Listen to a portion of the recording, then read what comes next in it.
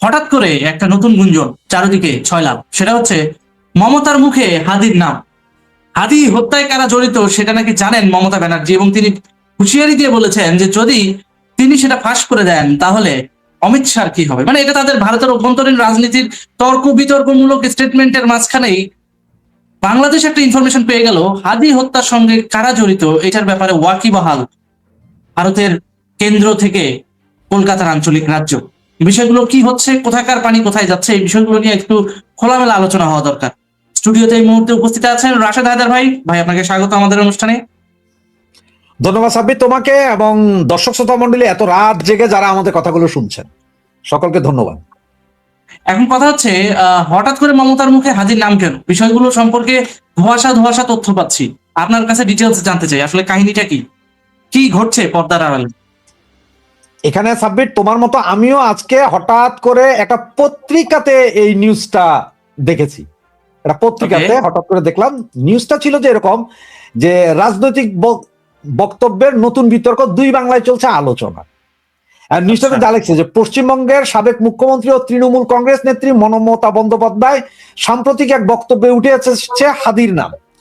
এরপর থেকে সামাজিক যোগাযোগ মাধ্যমে এটা নিয়ে আলোচনা হচ্ছে। এটা তাদের পত্রিকায় যেটা বলছে, কলকাতায় দলীয় কর্মসূচিতে বক্তব্য দেওয়ার সময় মমতা বন্দ্যোপাধ্যায় কেন্দ্রীয় সরকারের সমালোচনা করতে গিয়ে অতীতের কয়েকটি রাজনৈতিক ঘটনা প্রসঙ্গে টানেন। সেই সময় তিনি হাদির নাম উল্লেখ করে প্রশ্ন তোলেন কে বা কারা এই ঘটনার সঙ্গে জড়িত ছিল এবং প্রকৃত সত্য একদিন প্রকাশ পাবে বলে মন্তব্য করেন। তার এই বক্তব্য দ্রুত সামাজিক মাধ্যমে ছড়িয়ে পড়ে। এই জায়গায় যখন ছড়িয়ে পড়ে তখন মমতার লোকজন অমিত শাহর ছবি ব্যবহার করে। ওকে, অমিত শাহর ছবি আমরা কি সেটা দর্শককে একটু দেখাতে পারবো? আপনি যদি লিঙ্ক গুলো আমাদেরকে পাঠিয়ে দিন। পত্রিকাটা আমি হঠাৎ করে, তখন আমি আর একটা লাইভে ছিলাম এই সময়, যার কারণে আমি জাস্ট লেখাটাকে কপি করে নিতে পারছিলাম, পরবর্তীতে আর খোঁজার সময় হয় নাই। আমরা দর্শককে সেটা দেখাবো, আপনি বিস্তারিত বলুন, আমি ততক্ষণে ওটা খুঁজে আসি। এরপরে কাহিনীটা যেটা হলো, এটা নিয়ে আজকে সারাদিন খুব হইচই। তবে বাংলাদেশের মিডিয়াতে বা ইয়েতে এখনো আসে নাই কেন জানো? এখনো তো বাংলাদেশের মিডিয়াতে আসে নাই, মানে আজকে বাংলাদেশ আওয়ামী লীগের ছেলে পেলে ব্যস্ত আছে তোফায়েল ভাইয়ের জানা জানিয়ে, এবং ওখানে যেসব সন্ত্রাসী কর্মকাণ্ড বিএনপি জামাত ঘটাইছে এগুলা নিয়ে ব্যস্ত সবাই। ওইদিকে বিএনপি জামাতিরা আছে যে মানে কিভাবে তোফায়েল সাহেবের লাশ কবর থেকে তুলে আইনে আগুন ধরাই দিবে, এইসব কাজ নিয়ে। যার কারণে এইটা এখনো মুখে আসে। এরই ভিতরে আমরা কথা বললাম আগামীকাল রাতের 9টায়, এই যে আমি মুখ খুললে বাংলাদেশ উত্তাল হয়ে যাবে, হাদি হত্যা প্রসঙ্গে মমতা। স্টার নিউজ করেছে দেখলাম, ভারতের সমস্ত পত্রিকার মিডিয়া এই নিউজটা করছে। ওকে ওকে, আমি মুখ খুললে বাংলাদেশ উত্তাল হয়ে যাবে, হাদি হত্যা প্রসঙ্গে মমতা। তার মানে এই যে হাদি হত্যার বিচার নিয়ে দীর্ঘদিন যে জল ঘোলা অন্তর্বর্তীকালীন সরকারও করেছে, এখন বিএনপি সরকারও হাদি হত্যার বিচার করছে না। ইনকিলাব মঞ্চের অনেকেই বিক্রি হয়ে গেছে, কেউ একটা চাকরির কাছে, কেউ একটা গ্রিন কার্ডের কাছে। তার মানে এইটার নেপথ্যে একটা বড় রেডিক্যাল গোষ্ঠীর রাজনীতি জড়িত, রাইট? এবং এর সবচেয়ে মজার বিষয় কি, এখন মমতার যারা, ওরা সবাই অমিত শাহর নাম নিতেছে।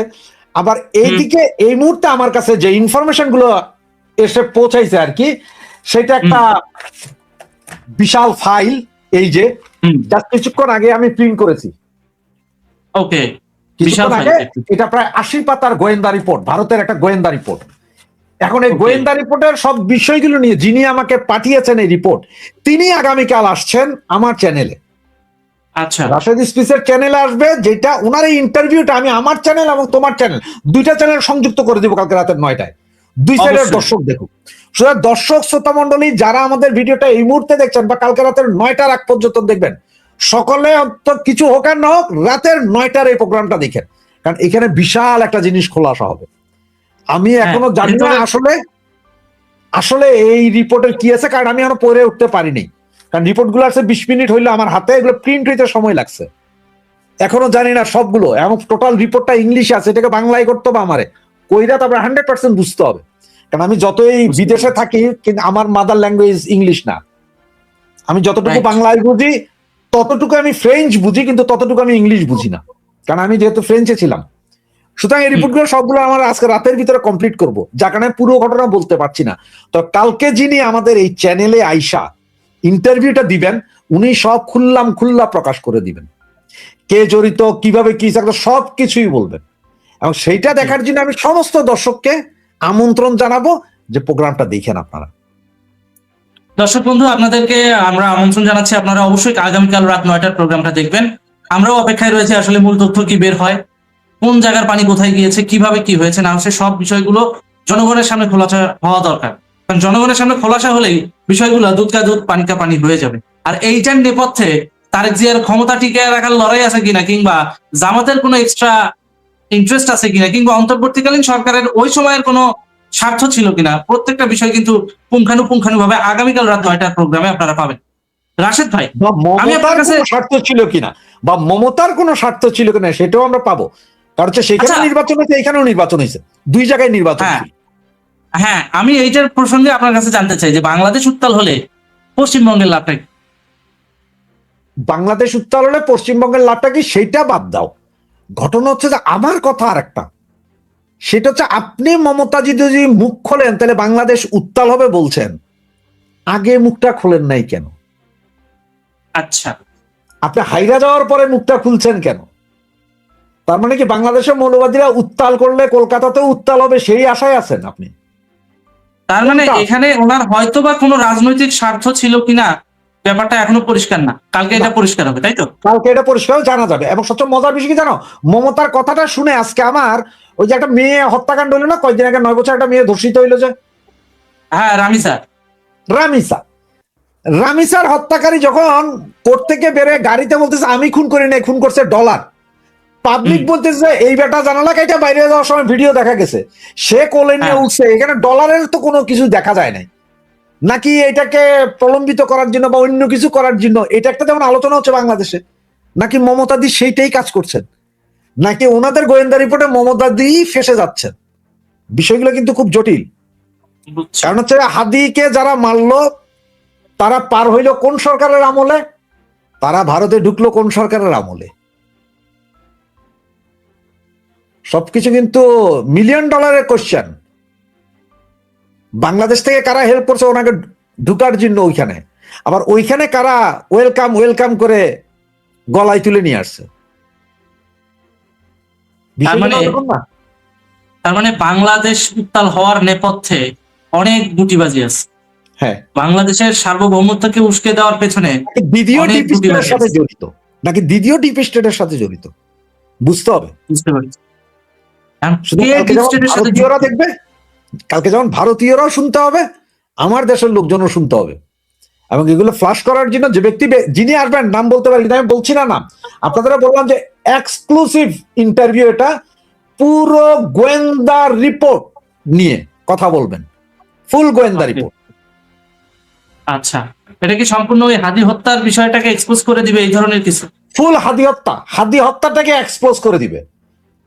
ঘটনাটা কোথায় বসে, কোথায় মিটিং হয়ে, কোথায় হয়েছে, কিভাবে ওরা ধরা খাইছে, কোথায় ধরা খাইছে, ওরা কি কি বলছে পুলিশের কাছে, ফুল গোয়েন্দা রিপোর্ট।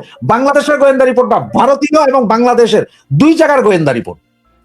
ও আচ্ছা, দুই দেশের সম্মিলিত গোয়েন্দা রিপোর্ট কালকে গোয়েন্দা এক্সপোজ রিপোর্ট হবে, তাই? যেটা পরে এক দেশ থেকে এক দেশে যাওয়ার পরে ওদের ধরা গেছে ওখান থেকে, ফুল নিউজ, বুঝতে পেরেছি। ফুল গোয়েন্দা রিপোর্টটা, যেটা এখন পর্যন্ত বাংলাদেশের লোকজন জানে না। বুঝতে পারছি। তাহলে আমরা অপেক্ষা করছি আগামীকালের অনুষ্ঠানের জন্য, এবং আগামীকাল আমরা চাইবো জনগণের সামনে সবকিছু খোলাসা হোক। ততদিন পর্যন্ত আপনিও সুস্থ থাকুন। আমরাও আজকে এই অনুষ্ঠানটা শুধুমাত্র অ্যানাউন্সমেন্ট করার জন্যই মূলত করা। আপনারা যারা আমাদের নিয়মিত দর্শক শ্রোতা, তারা একটু অপেক্ষা করে আগামীকাল রাত 9টা প্রোগ্রামটা দেখবেন, রাত 9টা। কেন বলছি, কারণ যেহেতু গোয়েন্দা রিপোর্টটা মাত্র এসেছে, এইটা আবার ইংলিশে ট্রান্সলেট হবে, সরি ইংলিশ থেকে বাংলায় ট্রান্সলেট হবে, এবং সেটা আবার আমাদের ভিতরেও একটা রিসার্চের বিষয় আছে। কারণ আমরা এই বিষয়গুলো নিয়ে জানবো, ঘাটাঘাটি করবো, অ্যাকচুয়াল পয়েন্ট অফ ভিউটা আমাদের মাথায় যখন সেট হয়ে যাবে, তখন না আমরা আপনাদেরকে জানাতে পারবো। এই জন্য অ্যানাউন্সমেন্টের জায়গাটা থেকেই এই অনুষ্ঠানটা আয়োজন করা, তাই তো? এবং দর্শকদেরকে একটা গ্যারান্টি দিতে পারি যে এখানে দুই দেশের গোয়েন্দা দপ্তরের সিনসপ্পর দেওয়া এই রিপোর্টগুলো সরাসরি। জি, ধন্যবাদ আপনাকে। আমরা আগামীকাল রাত 9টার প্রোগ্রামের জন্য অপেক্ষায় রইলাম।